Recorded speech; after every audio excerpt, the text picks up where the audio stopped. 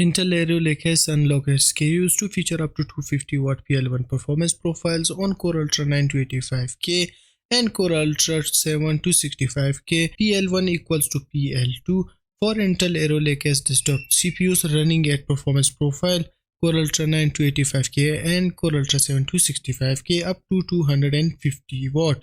The first wave of Intel Arrow Lake Core Ultra 200 desktop CPUs would include a trio of K-series Unlocked SKUs. These chips will include the Core Ultra 9 285K, Core Ultra 7 265K and Core Ultra 5 245K. Previously reported the leak power limits and TDPs of the CPUs, but it looks like the Intel has devised a few changes for the performance profile of these chips. As we know, Intel desktop CPUs coming in three power profiles. The baseline mode, which sets the wattage and power limit to Intel Guide default specs, and performance profile, which tunes the PL1 to match the PL2 limit for higher performance, which leads to higher power consumption. This is also an extreme profile which features even higher wattage, though that is confined to certain SKUs such as K-series. Within 14 and 13 Gen Raptor Lake GPUs, Intel implemented strict guideline to follow its baseline profile to ensure stability, which was applied by all motherboard vendors to the real GA1700 socket date products. But the company went on making several other changes such as the new BIOS and microcode patch, which have mitigated the problem to huge extent, so much so that we aren't seeing any reports of instability as we were before after users have applied the new patch.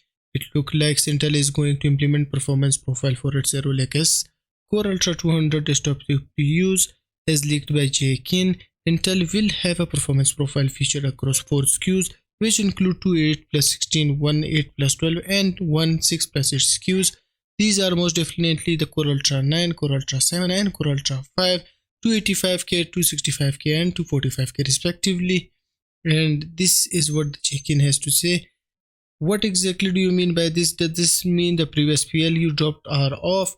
Yes, here is the revision changes highlighted in bold red. And if you can see what are the changes, we can see the change in PL1. What for 8+16 plus 4xe 2 and 8+12 plus 4xe and 6+8 plus 4xe. So indeed they have changed the PL1. What with the performance profile, the PL1 TDP will set the same power limit as the PL2 for each respective chip.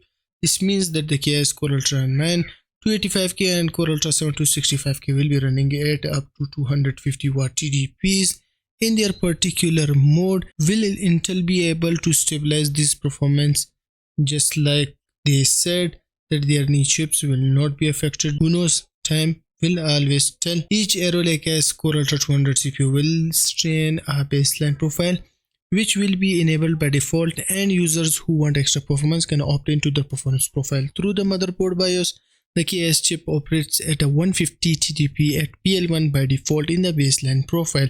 Once again, these performance profiles are only meant to be enabled by the users who want extra performance, just like AMD's PBO mode, which extends the power limit to deliver better performance. Intel Arrow Lake desktop CPUs are expected to sip as much as 100W less power compared to Raptor Lake as per previous reports.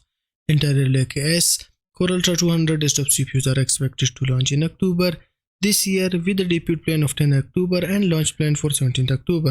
Both Intel and AMD have been in a tough stop with their latest CPU offerings such as 14-13 Gen Raptor Lake and Ryzen 9000. So we can hope that Arrow Lake won't end up launching in such a messy state like the one that came before.